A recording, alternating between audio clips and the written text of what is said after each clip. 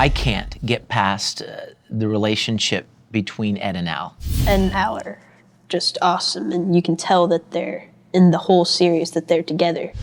Brotherly love, and it's a very powerful thing in the show. It's such an intense brother relationship, and more intense probably than most brother-brother relationships, just because of the situation, because of the direness of the situation. Their loss of mom, which kind of started their search and journey, their relationship with their father, and the pros and cons of that relationship.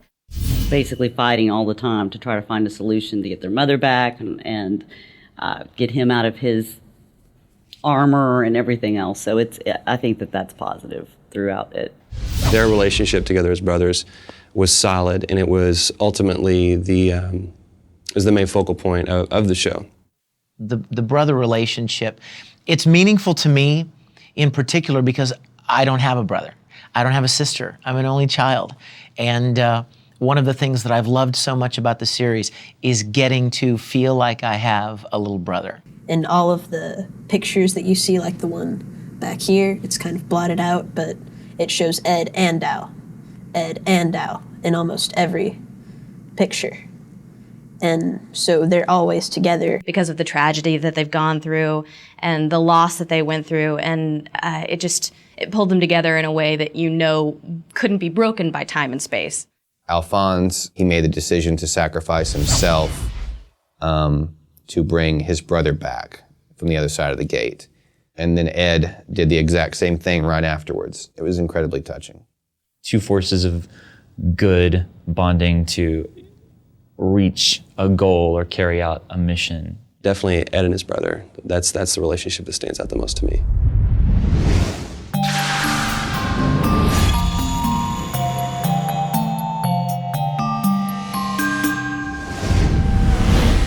What draws me to Fullmetal Alchemist most are the relationships. Ed and Al as brothers. The whole show focuses on them. They're the driving force behind all of it. Edward and Alphonse and their mother, Tricia. To see the relationship of these characters on screen was really pretty cool. Dante and Izumi. They're both fascinating characters. They're some of my favorite characters in the show. They each have their own ways for looking at the world and deciding how they think they can help it. Hughes and his family, he's very much a military man and does his job, but he adores his wife and he adores his child too, and it comes through, in a humorous manner, but it's very heartwarming. Hohenheim messed up very badly as far as being a family man. It's not an easy relationship. It's complex and convoluted, and it's very father-son. Envy's father is Hohenheim, which is also Ed's father, and there's an enormous jealousy there of the love that Ed received from Hohenheim that Envy never did. Envy and Ed, that's a pretty nasty one, especially on Envy's part. Just his very being and where he came from explains why he loathes Ed so much. There are these powerful relationship moments. I think the Sheska and Winry relationship is really fun. Sheska provides a lot of the comic relief. In a way, I think that Alex Louis Armstrong felt that he had a bit of a fatherly relationship to the boys. It's comical, but extremely important for this series.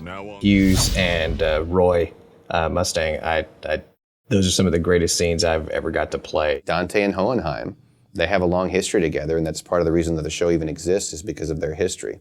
A lot of them are the same relationships, which makes it kind of neat. Because there aren't those sort of, cut and dried, buttoned down little, okay, these are the bad guys and these are the good guys. And the bad guys do bad things and the good guys do good things.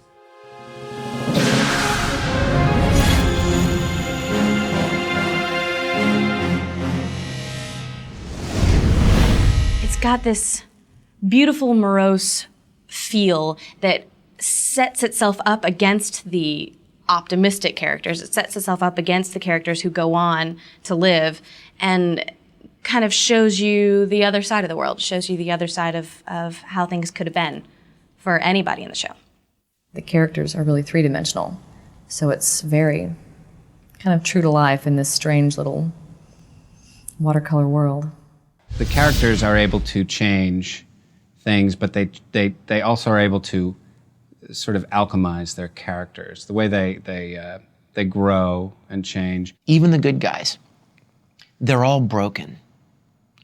They're all flawed. Some of the homunculi have more heart and more compassion than even some of the human characters in the show. There are characters for everyone. There's big, bad, mean villains, and there's the quirky good guys with questions and failings and faults, and how they work together to come to some sort of conclusion. I always really liked the homunculus. I know it seems kind of weird because they're bad guys, but I was always kind of sad when one of them died. Every character you care about, be they good, be they bad, or any of the myriad shades of gray in between. They're fascinating characters. They all have this purpose that drives the story along. Strangely enough, I care a lot about the homunculi. They have such a twisted existence. They have such a weird story arc that they have to go through and things that they have to accomplish. Al and Ed, those are the ones that you're going to care about the most. I mean, they're the driving force behind the show. To be able to have your hero character be someone that the audience really believes will succeed, but there's always that slight hint of possibility that he could fail. Nobody's perfect. Everybody screws up and makes mistakes, but they try to rise above it, and be the best they can be anyway. And the characters in Fullmetal Alchemist are no exception.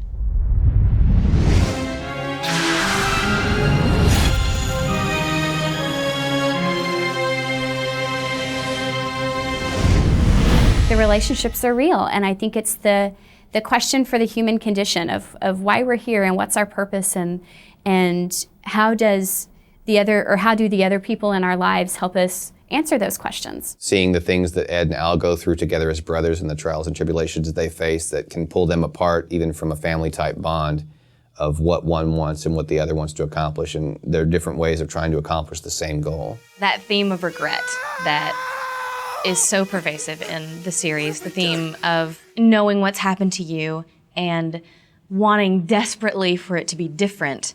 There's something about it that just strikes that chord, that tender chord of relationship and love, and it's amazing. There's this little boy inside this huge thing, and he's so caring and so careful with everybody and everything.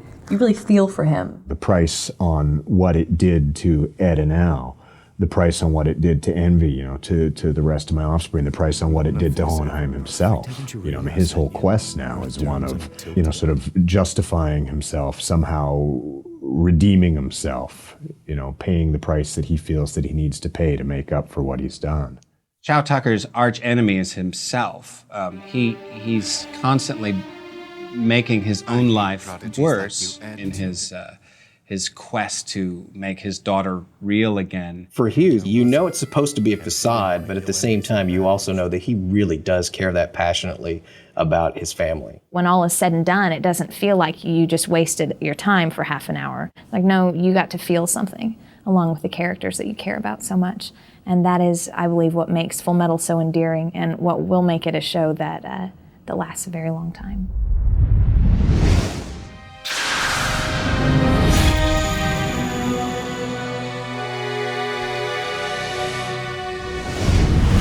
I feel that it's heroic when Ed makes the decision in the 5th laboratory to not murder all of these prisoners to get his brother's soul back. Like he'd been pushing for that the whole time, and that was just a price that he was not willing to pay, and I thought that was very brave of him.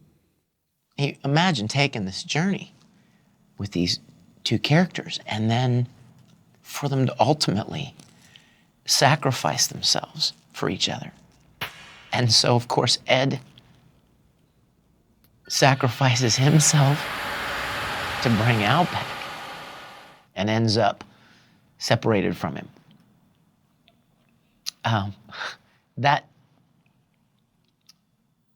is the most powerful moment for me in the series. Is when Al saves the kitten. It's fun, and it shows you the pure innocence, the pure good that you don't really get to see a lot of in FMA, because all of the characters have something that they're bitter about.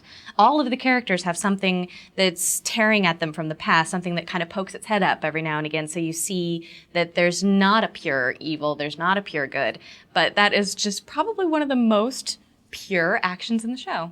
I loved when Hughes figures out that Ross is actually Envy in disguise, and because Ross has a mole, but it's on the other side, and you don't realize this at first. There's just a scene when they're running, and something about what Ross says makes him think, and there's just a slight understanding in Hughes's voice, and then later he springs it on her and says, "I know who you are," and then she disguises herself as his wife and kills him as his wife. It's a cold-blooded way to kill off anyone, but especially Hughes, someone who's that devoted.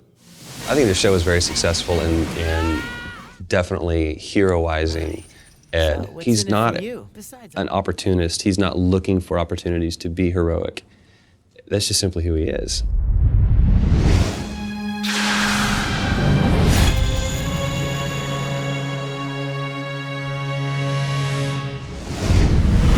Why is Fullmetal so big? That is a question that if someone had the answer to, it would be used on every show. You've got all of the aesthetics that make it a beautiful package to look at. Just something that you can sit back and enjoy. If you don't want to invest yourself anymore, that's fine. You'll still enjoy it. It's got everything. It's got blood, guts, and drama, and violence, and sex appeal. And I feel like it embodies everything that people love about anime. The honesty of the series is probably what spoke to people a lot. The animation is beautiful, and the characters are really well developed and continue to develop throughout the show. It was one of those shows where you go like, wow, everybody is buzzing about this. Like, what is it about Alchemist that makes it stand out from everything? You really got to know the characters, and you really got to kind of attach yourself to the series and to the plot line. It's also a soap opera. I mean, those are elements that draw people in, and this show has all of them. 1 second, you'll be laughing a whole bunch at some really funny scene. Then at the next one, you'll be crying because something really bad happens. It's just that mix of feelings that it can make in you. All the layers in the characters, the different types of characters. You've got your villains, you've got your antagonists and your protagonists, you've got family, you've got all kinds of different issues going on in one show, and it combines it all together very well. The story and how well written it is, and the fact that you can watch this journey from beginning to end. It's not just a portion of it, it's not just the happy bits. You see all of it, the nitty-gritty as well as the happy moments. Lots of action adventure, there's lots of family, there's lots of heart, there's lots of philosophy, there's lots of religion. There's a whole bunch of things that you wouldn't normally find all in one show, and it's in this one, and none of it's forced. Like, the story unfolds naturally. I think the right directors and the right actors and the right writers all sort of, there was a synchronicity that made it kind of explode. pretty landscapes and cool music. It's a very honest world that the characters inhabit, but the morality is also very clear. It's all story driven. You know, the stuff that I've enjoyed of the stuff that I have seen has all been because of the dynamic of the characters interrelating. The ability of this show to 1 minute have you laughing, and that quick, you're in tears.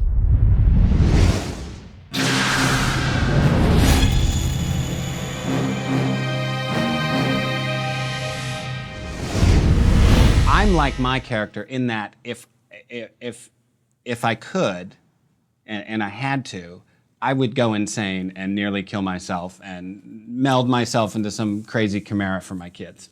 I would do that. It's sort of like what I do every day anyway, because I mean, like, you get home, you've been working all day, and your kids climb on your back, and they sort of attach to you as if it was a chimera. Sloth, like myself, can be kind of manipulative at times when it suits our interests. We're both pretty active, though, Sloth and I, in terms of our lives. You know, we kind of go after what we want. I'm very happy to say, Ed is short, and I am not. Because we have the same hair. That's the secret. I think that's why I was cast in the role. They went, you know, Scott's got the ponytail there. If you just pull a few wisps down, shave out the mustache, he kind of looks a little like Hohenheim. In the series, I didn't feel like we were very much alike at all because he was kind of a voice of wisdom. Not so much. I don't want to say that Archer and I are one and the same, but I definitely think as far as nuances and some idiosyncrasies, we share some of the same things. My associations with Gene Havoc. He tries to have luck with the ladies and doesn't always, I can totally relate to that. In the movie, he's a little more compulsive, and I kind of got some of that. Envy and I both have we're going to get things done kind of attitude. I like going into that really low register physically with the character. It's a fun character to play for me because it's kind of what you always want to do on the street and you don't get to. With a character like this, you take all the negative qualities about yourself that you don't like to show in public and that you don't like to broadcast, and you sort of embellish them and sort of color them with broad strokes. Of the different characters that I've had the opportunity to play, I would be most like Sheska. She loves books, and she loves to learn, and she loves to read, and she loves to solve the mystery, even when her answer is space aliens. I don't know what would happen, but I would just get in the booth and I wouldn't have to think of some other situation out of the life of Caitlin in order to make those emotions happen. But I could just watch the screen and really think about Winry. The fans are always, say something shorter. What would you say if I called you a pipsqueak? And of course, they love to hear some of the rants that Ed has. At the audition, one of the lines was, sorry, but I got a wife and daughter to go home to, and stepped out of the booth, and I said, well, sorry, I got a wife and daughter to go home to, and left, and I think that might have gotten me the part. As you're recording it, and you see some of the mannerisms and the gestures and how they move their hands and how they move their head and how they smile and stuff, it's like, wow, I actually do stuff like that.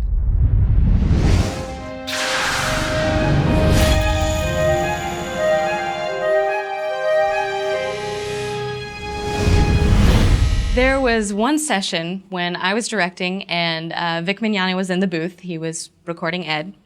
And he had a scene to do in which his cheek was swollen. He'd been in a fight and somebody punched him, his cheek was swollen. And we had to get that effect because, he's got the swollen cheek. You don't want him to talk completely clearly. It wouldn't make any sense. I had this great idea. Rather than trying to sound that way, I'll just stuff something in my mouth and that'll be like real.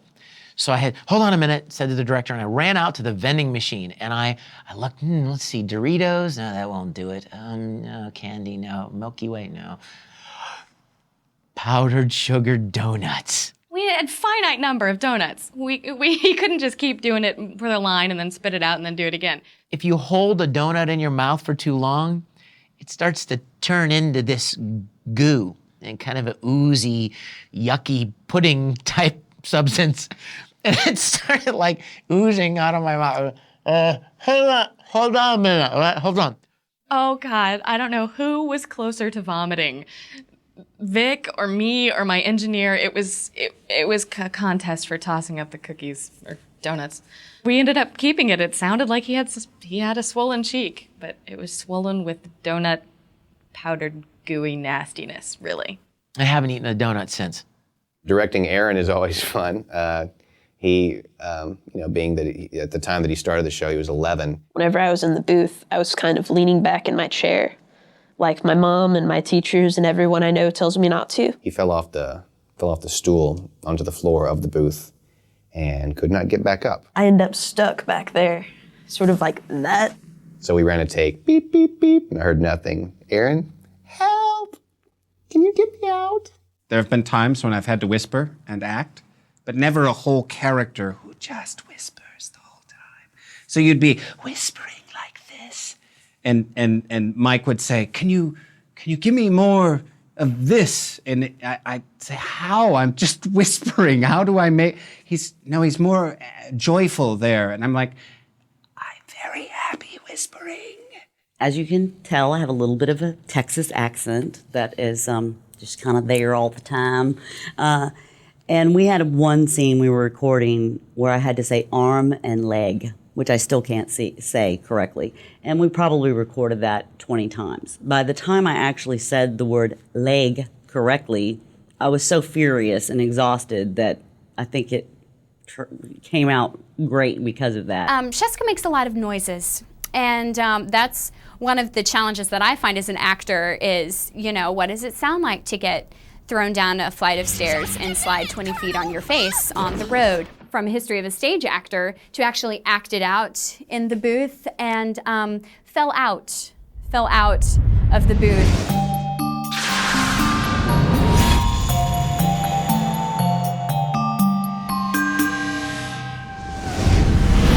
My favorite scenes in the whole series are the scenes between Ed and Al. Those quiet, intimate, tender scenes where Ed doesn't have to be the tough, go out and do this, but he's allowed to be himself. Was when Trisha died. Because like Trisha was, I think, a very vital part of the story and part of telling the story, the beginning of the story. The spirit of Trisha and the effect she had on me personally that was really, really cool. Is when MV is just so upset that she's beating the floor. It's beating the floor and going crazy. It was for me to do, me. I got to scream at the top of my lungs and just destroy things and just for the first time really to see MV fall apart. The most memorable for me is when you first see Shao Tucker as the Chimera, and you don't see him. He's dressed, he's got the glasses, and you see him sort of as this bulky thing. And then once you realize that he's twisted over backwards on top of it, I think that's probably one of the most wicked things I've seen in anime. Greed's death. It wrenches your heart, and Chris Patton did a fantastic job of showing you that it's not evil. It's not that black and white. It's not evil and good. It's not, oh yeah, he's dead. Because he, homunculus or not, soulless or not, had a heart. The last episode that I was in where Hughes dies. I couldn't believe that they did that. I couldn't believe that they killed off such a major, likable character. After he died, I was, down because I'm out of work for a few months if you lose a character. But Mike said, well, let me show you something. And he took me to all the websites where girls were crying because Hughes died. And I went, okay, that's worth it. When he gets killed, or so we think, when he has this, grueling accident, I guess if you could say, that turns him into, the metal man, RoboCop on steroids, But it's funny, the most things I remember about him most is are the death scenes.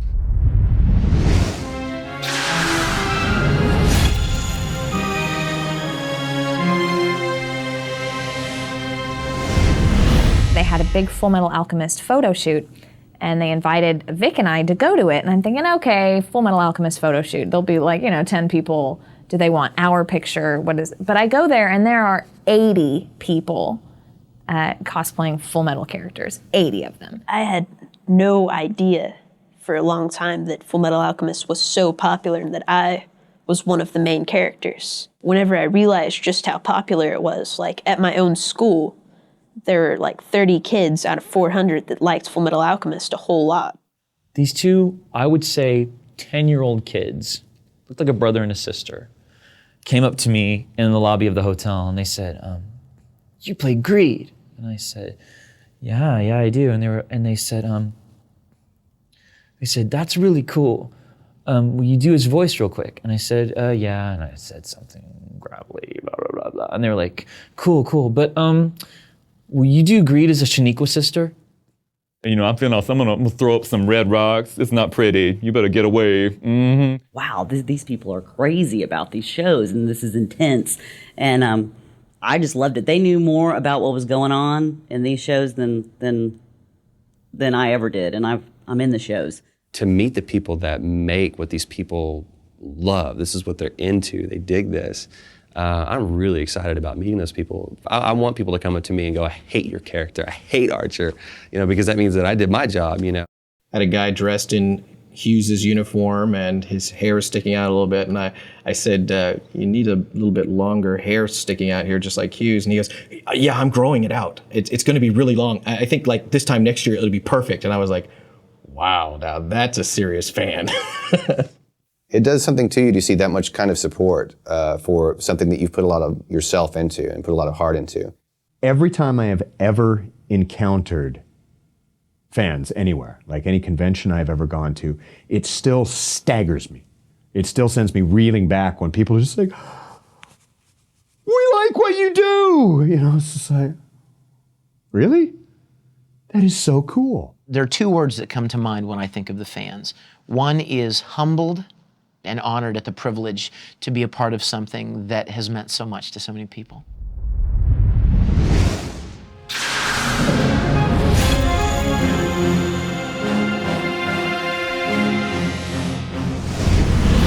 The series did such a good job of making you question regret that the movie is important because it gives you a glimpse of hope after the regret is over. I think it kind of unifies the episodes. I mean, you've got several episodes, you know, spread out over a long period of time, and there's something about a movie that kind of brings it all together and gives you the story kind of full force all at once. This is what gives closure to the whole story. I mean, there's been this long, epic journey that, you know, Ed and Clan have taken. I think we finally get a chance to, you know, find out where it's like, oh, that little storyline that started back in episode 3. Ah, Unagi, the little clues are starting to pay off. I see. I know a lot of people were left wanting more at the end of the Fullmetal series. You never knew really what happened to Ed and Al and everyone else, and this show's a really nice bookend. This movie's a really nice bookend for the series. You finally get that resolution you didn't get from the end of the series. All the familiar characters are back that you love from the series, and the story just takes you from one world to another. People have told me that they were kind of disappointed in the ending because it didn't really solve all that many problems. And this movie is what's going to give you the ending that you really want. The great thing about the movie is that it answers a lot of questions that have been left unanswered, and the fans love it when you do that. The movie allows for a little bit more of the story to be told and maybe wrap up a few more loose ends. The fans need to watch this movie because it brings more closure to the series. A lot of people think that it ended with the two brothers apart from one another, and you don't know what happens to them next. And there's many other loose ends that people would like to see if they get tied up. And I think that the movie, for the most part, accomplishes that.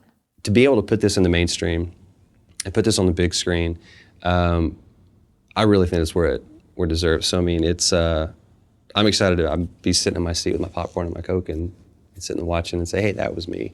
You know, that's gonna be cool.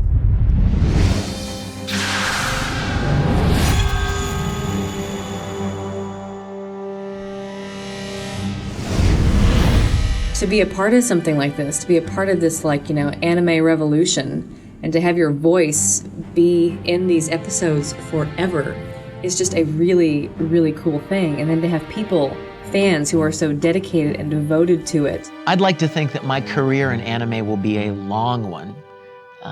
It's about 7 years old now, and I've gotten to do roughly 60 different series. But if it isn't a long career, if there isn't a lot more after this, I can't think of anything that I'm prouder of and that I love more, that I put more of my own heart into, that has meant more to me than Fullmetal Alchemist. Working on the show was a really great experience, and it was a show that people can be proud of that they worked on, you know, because I've worked on shows in other studios that I wasn't so proud of, but this one was a great one. I'm so privileged to have worked with so many different people on the show, the voice actors and the writers and everyone involved with its production. Everyone cared so much about it. It was such a unique experience to have so many people have so much love for something. And I know that that doesn't always happen. It doesn't come along all the time. So I feel so privileged to have been part of it. The whole experience working on Fullmetal Alchemist was great for me, and I was so excited when I got the part. I wanted it terribly bad, and working with the directors and doing this project has been one of the best things I've ever done. It says important things about us as human beings and part of this greater question at large. It's been such a great experience, and I'm so proud of everyone who's worked on it. It's been wonderful, and I don't think, I mean, I can hope that I'll be able to work on something comparable in the future, but at this point I can't imagine anything comparing to Fullmetal Alchemist. I'm sorry, what was the question again? Winry Rockbell? Winry, is that my name? Did I say it right? We had a cat, but he died. So we had to bury him. We didn't attach him to any of the children, but Wow, I'm the most boring interview. We were attached to the cat, I mean, emotionally. But It's pretty cool. Wow! he had started peeing everywhere, so he had to go. He had to go. I had to kill the cat. Winry rocked though, but it. I didn't kill him, I mean. Get it off me! How about I just say Winry? All right, I'm gonna do that again, Cass. I had a cat with 6 toes once, not the one that's dead, but a different one. What? And we're done. Thank you.